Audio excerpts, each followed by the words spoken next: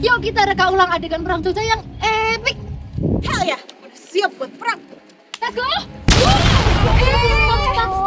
Kalian ini ngapain sih? Kok pada ribut-ribut kayak gini?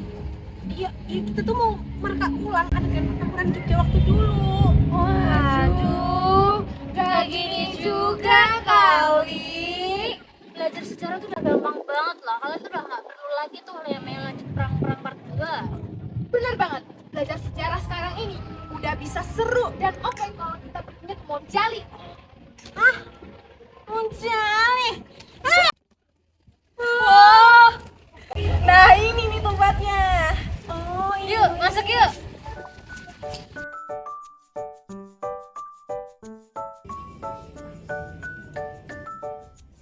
Halo teman-teman semua, welcome to our vlog. Nah, pada hari ini kita ada di Monumen Jogja Kembali atau Monjali yang letaknya di Jalan Ring Road Utara, Kecamatan Ngaglik, Kabupaten Sleman. Nah, teman-teman bisa datang ke tempat ini tiap hari Selasa sampai hari Minggu karena hari Seninnya tutup teman-teman. Tapi, teman-teman bisa datang ke sini dengan tarif Rp15.000 aja. Nah, di sini teman-teman bakal banyak banget ngeliat koleksi-koleksi peninggalan yang mengingatkan kita akan kembalinya Jogja dari genggaman Belanda lah. Bener banget nih, makanya tadi kalau teman-teman lihat dari luar, bentuk bangunan ini tuh cukup unik. Bentuknya adalah tumpeng.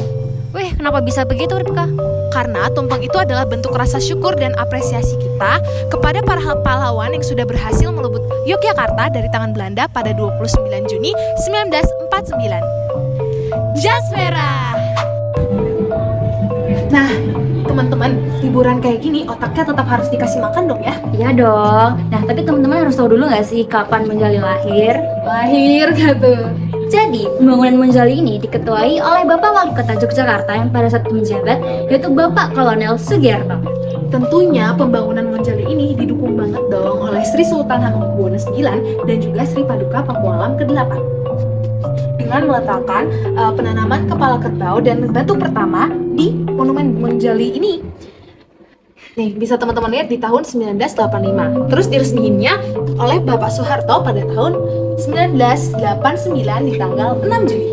Nah, teman-teman tahu nggak sih Monjali itu dibangun menjadi 3 lantai lah. Nah, lantai pertamanya atau lantai yang kita pijak sekarang ini terdiri dari 4 museum atau 4 ruangan yang isinya adalah barang-barang atau koleksi semasa Perang Gerilya, agresi militer kedua, dan serangan umum 1 Maret. Contohnya nih, seragam embrio ABRI yang bisa kita lihat saat ini, kemudian ada juga evokatif dan barang-barang lainnya. Nah, di lantai 2-nya terdapat relief dan diorama. Untuk lantai 3-nya sendiri terdapat garba dan geraha yang digunakan untuk mendoakan para pahlawan. Yuk, kita jajahi museumnya. Setelah memasuki pintu utama, kami akan langsung memasuki ruangan Museum 1. Setelah masuk, langsung terlihat sebuah naskah otentik yang sudah diketik oleh Sayuti Melik. Eits, kalian tahu kan perbedaan teks proklamasi yang sudah diketik oleh Sayuti Melik dan ditulis tangan oleh Soekarno? Kalau belum, lihat video setelah ini ya. Di sampingnya juga terdapat 4 peristiwa penting terkait proklamasi. Gambar pertama ada peristiwa Ibu Fatmawati ketika menjahit sangsaka merah putih. Lalu gambar kedua ada proklamasi kemerdekaan Indonesia. Gambar ketiga upacara pengibaran sangsaka merah putih. Dan yang terakhir ada foto kabinet pertama Republik Indonesia.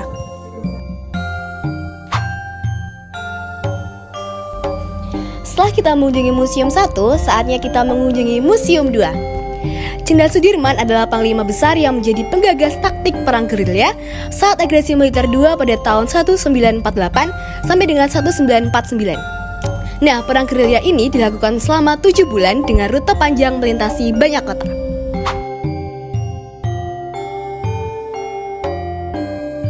Nah, di Museum 2 ini kita akan menemukan salah satu peninggalan penting dari pahlawan bangsa, yakni tandu milik Jenderal Sudirman.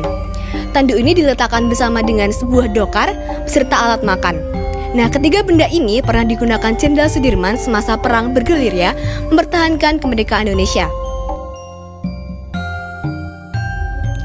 Nah, koleksi berikutnya adalah pesawat telepon DPA 1001 yang merupakan radio komunikasi. Pesawat telepon ini merupakan buatan Swedia pada tahun 1945 dan digunakan sebagai alat komunikasi antar pos komando lapangan. Berikutnya adalah walkie-talkie BC 611 yang merupakan radio komunikasi. Walkie-talkie merupakan buatan Amerika pada tahun 1942 dengan jangkauan 100 km. Alat ini digunakan sebagai alat komunikasi konvoi kendaraan dari antar pos komando lapangan.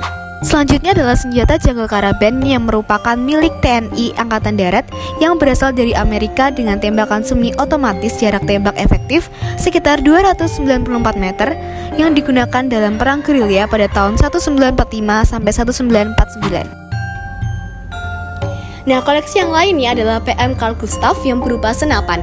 Nah, senjata ini pernah digunakan oleh Kesatuan TNI Angkatan Darat dalam Perang Kemerdekaan pada tahun 1945 sampai 1949. Memasuki lantai 2, kita akan melihat peristiwa kembalinya Yogyakarta sebagai ibu kota dan ada beberapa diorama yang ada di sini.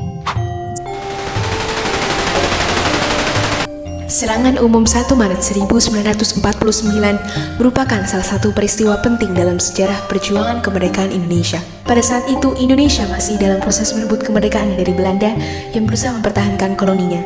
Pada tanggal 1 Maret 1949, pasukan TNI melakukan serangan besar-besaran terhadap pasukan Belanda di beberapa tempat di Indonesia. Salah satu lokasi yang menjadi fokus utama serangan adalah Yogyakarta, ibu kota Republik Indonesia pada saat itu. Selain Yogyakarta, serangan juga dilancarkan di beberapa daerah lain, di Jawa Tengah, Jawa Timur, dan juga Sumatera. Meskipun terjadi pertempuran sengit, pasukan TNI berhasil meraih kemenangan dalam serangan tersebut.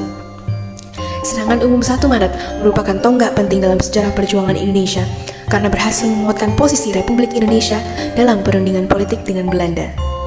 Setelah serangan tersebut, Belanda semakin mendekati kesepakatan untuk mengakui kemerdekaan Indonesia, yang akhirnya terwujud dengan perjanjian KMB, Kesepakatan Linggarjati Mampang Biltitan, pada tahun yang sama.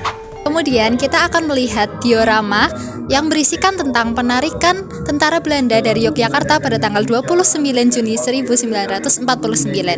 Pada bulan Juni 74 tahun yang lalu, atau tepatnya pada hari Rabu tanggal 29 Juni 1949, terjadi sebuah peristiwa bersejarah di kota Yogyakarta. Peristiwa tersebut adalah peristiwa ditariknya tentara Belanda dari Yogyakarta yang sekaligus menandakan kota Yogyakarta kembali berfungsi sebagai ibu kota negara Indonesia pada saat itu.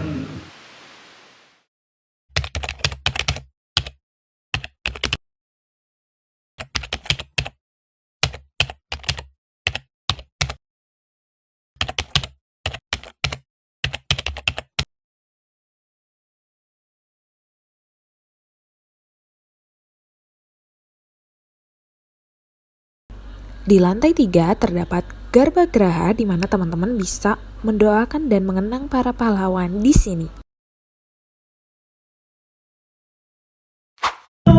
Gimana nih teman-teman? Udah paham sejarahnya kan?